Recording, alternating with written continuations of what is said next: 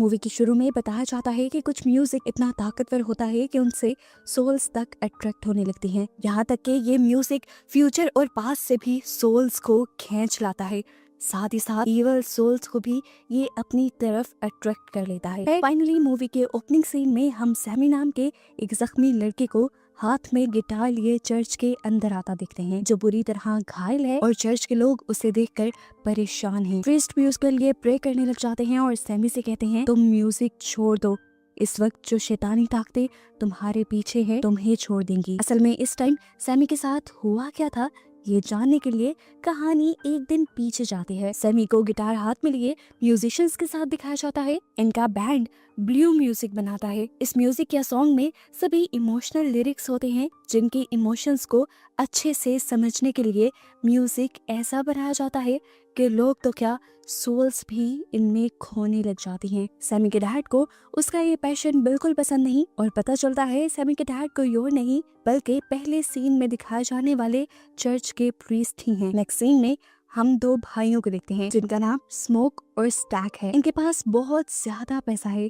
जिसे वो एक बहुत बड़े गैंगस्टर से लूट कर लाए थे। इतना पैसा और पावर होने के बावजूद लोग उनकी रिस्पेक्ट नहीं कर रहे थे क्योंकि वो ब्लैक कम्युनिटी से हैं। खैर उन्होंने शहर में आते ही महंगे दामों एक वाइट आदमी से फैक्ट्री की जगह खरीदी जहां वो अपनी कम्युनिटी के लोगों के लिए नाइट क्लब बनाना चाहते हैं। इस क्लब में गाने बजाने के लिए भी कोई चाहिए था। वो स्टेशन पे गए तो सैमी की आवाज और उसके बैंड के म्यूजिक ने उन्हें अट्रैक्ट कर लिया और इन्होंने सैमी के बैंड को अपने क्लब में परफॉर्म करने को कहा। ये लोग यहाँ से निकलकर दो चाइनीज लोगों को भी हायर करते हैं जिनका एक रेस्टोरेंट था। स्मोक और स्टेक चाहते थे कि उनके क्लब में भी खाने पीने का सारा इंतजाम यही दोनों संभालें। इसके बाद स्मोक चाहता है अपनी वाइफ से मिलने के लिए। स्मोक की वाइफ वुडो मैजिक करती थी, इसी वजह से स्मोक अपनी वाइफ से दूर रहने लगा था। इतने अरसे बाद मिलने पर भी इन दोनों की इसी बात पर बहस होने लग जाती है और उसकी वाइफ उससे कहती है तुम लोग जो वर्ल्ड वॉर 1 से बच कर आए हो वो मेरे ही वुडो मैजिक की वजह से है।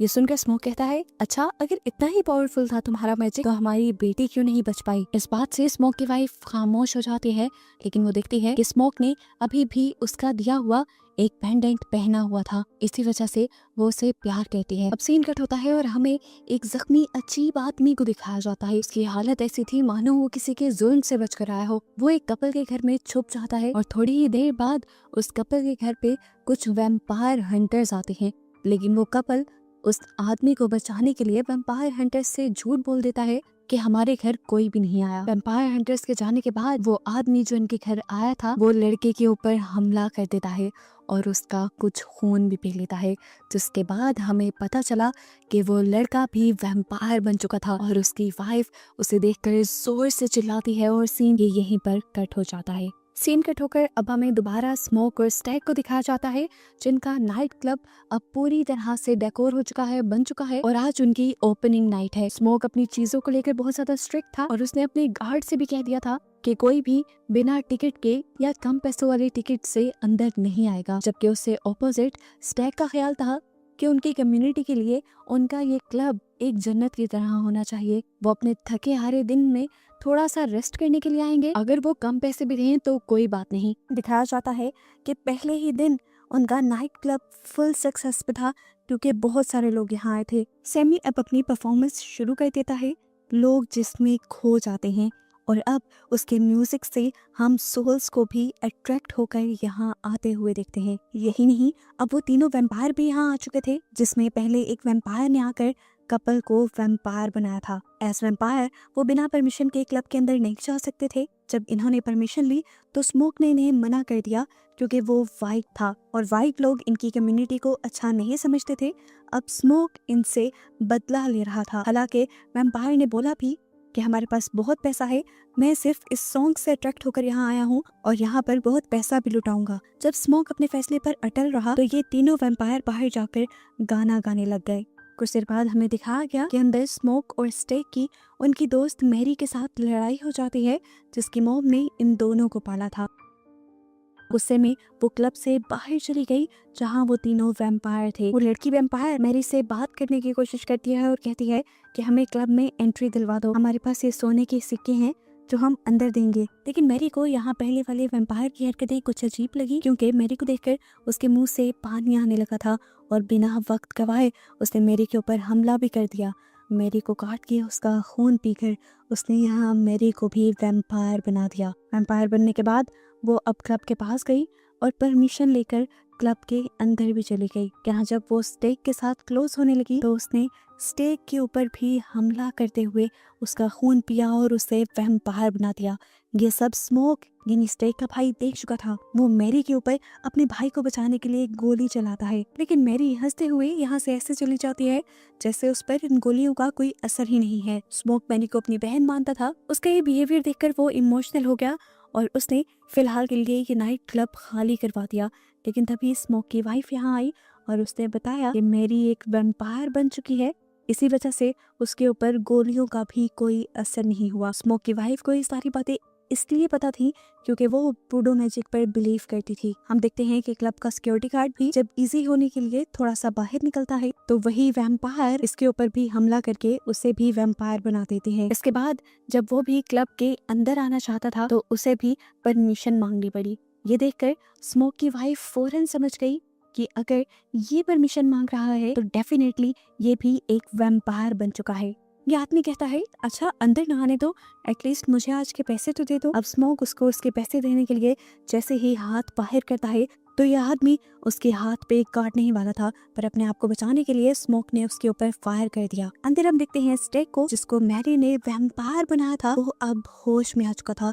इससे पहले कि वो यहाँ के लोगों के ऊपर हमला करता, स्मोक की वाइफ उसके ऊपर गार्लिक जूस फेंक देती है जिससे उसे बहुत दर्द होता है। सबकी जान बचाने के लिए स्मोक की वाइफ सबको बताती है कि इन वैम्पायर से बचने के कई रास्ते हैं। अपने आप से दूर करने के लिए इनके ऊपर गार्लिक जूस फेंका जा सकता है या गार्लिक का इस्तेमाल किया जा सकता है। इसके अलावा अगर इन्हें मारना हो तो सिर्फ सिल्वर या फिर लकड़ी से इनको मारा जा सकता है। और हाँ, अगर कोई इंसान परमिशन लेकर तुम्हारी बिल्डिंग में आने की कोशिश करे तो उसे फौरन मना कर दो, क्योंकि इंसान बिना परमिशन के किसी भी बिल्डिंग में आ जा सकते हैं लेकिन वैम्पायर्स नहीं।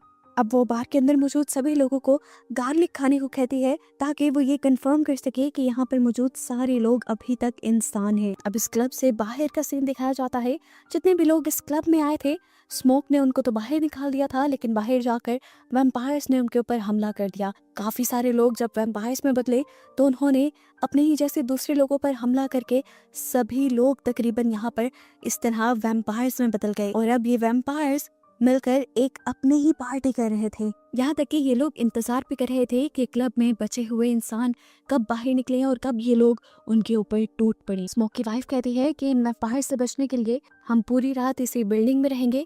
सुबह होने पर ये सभी वैम्पायर्स यहाँ से गायब हो जाएंगे क्योंकि वो सूरज की रोशनी में नहीं रह सकते। अब यहाँ पर वो पहला वैम्पायर आकर स्मोक और उनके सभी साथियों को मनाने लगता है कि उन्हें भी वैम्पायर्स बन जाना चाहिए क्योंकि ये सबसे बेहतर डिसीजन है। यहाँ पे रेसिज्म नहीं है, यानी काले गोरे का कोई कॉन्सेप्ट नहीं है। साथ ही यहाँ वैम्पायरिज्म में कोई मौत भी नहीं है। यहाँ वैम्पायर्स के बारे में एक और इंटरेस्टिंग फैक्ट ये पता चलता है कि जो वैम्पायर दूसरे इंसान को शिकार करके वैम्पायर बनाता है उसकी मेमोरी भी पहले वाले वैम्पायर को मिल जाती है। ऐसे इस वैम्पायर ने जिस कपल के ऊपर सबसे पहले हमला किया था वो कपल पहले ही स्मोक और स्टेक के ऊपर हमला करने ही वाले थे, उनको लूटने वाले थे, क्योंकि शहर में किसी को भी ये बर्दाश्त नहीं हुआ था कि ब्लैक लोग यहाँ के सबसे अमीर लोग हों। वो इनसे कहता है देखो इंसान तुम्हारी तरक्की वैसे भी बर्दाश्त नहीं कर सकते तो क्यों ना तुम वैम्पायर ही बन जाओ। एंड पे आकर वो वैम्पायर कह ही देता है अच्छा तुम सब नहीं तो हमें सैमी दे दो, क्योंकि सैमी के म्यूजिक में वो ताकत है जो यहाँ पर पास्ट और प्रेजेंट की सोल्स को भी बुला लें। अब यहाँ पर वो चाइनीज औरत जो रह गई थी जो रेस्टोरेंट यहाँ चला रही थी, ये वैम्पायर्स उसको धमकी देते हैं कि हम तुम्हारे घर पे जाकर तुम्हारी बेटी के ऊपर वार करेंगे। ये सुनकर वो जज्बात में आकर उनको अपने से लड़ने की धमकी दे देती है और ऐसे वैम्पायर्स को इस नाइट क्लब के अंदर आने की परमिशन मिल जाती है। अब वैम्पायर्स आते ही इन सारे इंसानों के ऊपर हमला कर देते हैं। वैम्पायर्स के इस हमले में स्मोक की वाइफ, वो लेडी जिसने इन वैम्पायर्स को चैलेंज दिया था, और सैमी के बैंड का एक मेंबर जिसने ब्लू म्यूजिक सैमी को सिखाया था, वो तीनों ही मारे जाते हैं। सबसे ज्यादा इमोशनल मौत यहाँ पर स्मोक की वाइफ की थी, क्योंकि स्मोक ने अपनी वाइफ को खुद मारा था। स्मोक के भाई ने यानी स्टैक ने उसकी वाइफ के ऊपर हमला कर दिया था। वो उसे वैम्पायर बनाने लगा था। इससे पहले कि वो वैम्पायर बन जाती, स्मोक ने एक वुडन स्टेक से अपनी ही वाइफ को मार दिया। यहाँ हम देखते हैं कि सैमी और सैमी के साथ ही इन वैम्पायर से बचकर भागने की कोशिश करती है, लेकिन पहला वैम्पायर जिसका नाम रेमिक है वो उन्हें रोक लेता है, जबकि दूसरी तरफ स्मोक की लड़ाई अपने ही भाई स्टैक के साथ होने लग जाती है। यहाँ सैमी और उसकी पार्टनर के ऊपर आखिर रेमिक हमला कर ही देता है। उसने सैमी की पार्टनर को काट लिया था। सैमी की पार्टनर उससे कहती है कि मेरी छोड़ो, अपनी जान बचाकर यहाँ से भागो। इतने सारे वैम्पायर से बचकर भागना आसान नहीं था। सैमी के पीछे ये सारे लगे हुए थे, इसलिए सैमी अपने आप को बचाने के लिए अपना गिटार रेमिक के सर पे मार देता है। उसके गिटार में बहुत सा सिल्वर लगा हुआ था, जिसकी वजह से रेमिक को बहुत ज्यादा दर्द हुआ। और क्योंकि ये सारे वैम्पायर्स कहीं ना कहीं रेमिक से कनेक्टेड थे, इसीलिए सभी वैम्पायर्स को दर्द हुआ और सैमी को यहाँ से भागने का मौका मिला। अब हम देखते हैं कि रेमिक भागकर सैमी के ऊपर आकर हमला करने ही वाला था कि इस मर्तबा स्मोक सैमी को बचाने आ गया और उसने एक वुडन स्टेक रेमिक के जिस्म के अंदर स्टैब कर दिया। सभी वैम्पायर्स रेमिक की या कह लें उनके लीडर की मौत से शॉक रह गए और इतनी ही देर में सुबह का सूरज भी निकल आया।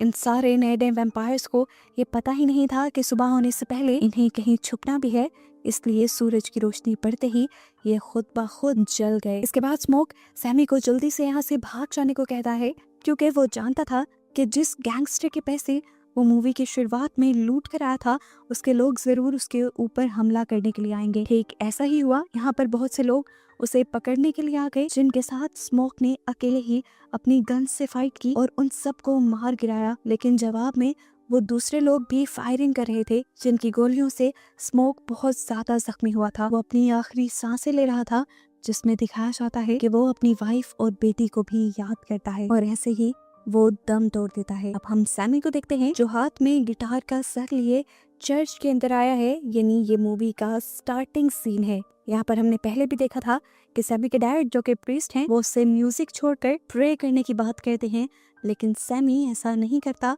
और वो गिटार का हेड लिए यहाँ से चला जाता है। इसके बाद मूवी के पोस्ट क्रेडिट सीन में हमें 60 साल बाद का वक्त दिखाया जाता है और हम बूढ़े सैमी को देखते हैं, जो आज तक वो ब्लू म्यूजिक बनाता है। सैमी गाना गा रहा था और बस यही दिखाते हुए ये मूवी यहाँ खत्म हो जाती है।